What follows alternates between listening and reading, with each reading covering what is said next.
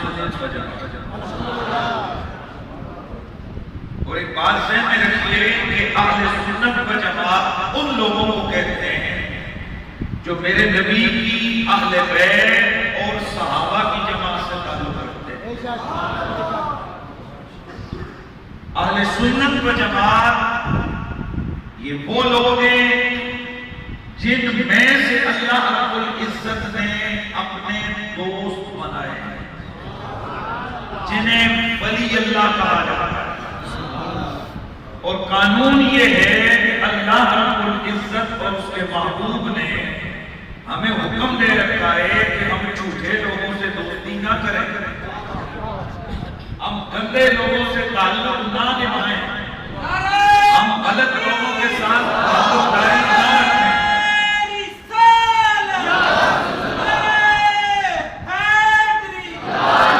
ہم غلط لوگوں کے ساتھ تعلق داری نہ رکھیں، ہم برے لوگوں کے ساتھ کسی قسم کا کوئی دوستی اور یارانہ نہ رکھیں.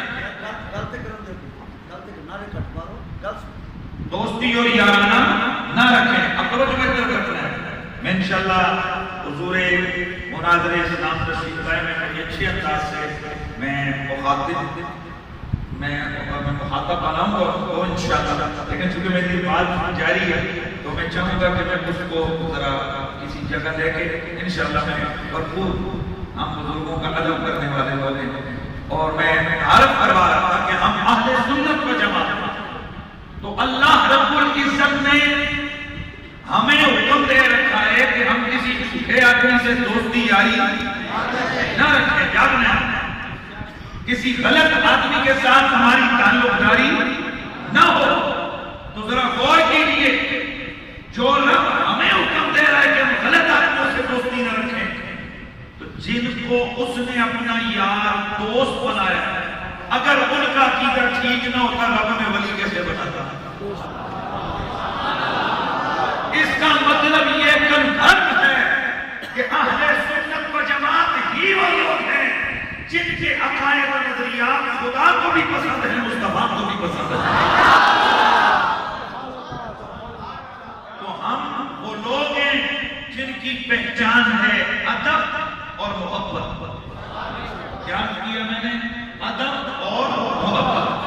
ادب پاک نسبتوں، محبت پاک نسبتوں سے.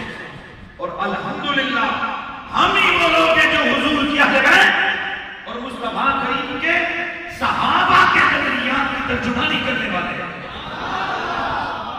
میرے نبی کے صحابہ کا یہ عقیدہ رہا، صبح قیامت تک ہر سنی کا یہ عقیدہ رہے گا کہ اللہ رب العزت نے اپنے لاڈلے نبی کو وہ شان، وہ کمال اور وہ عظمت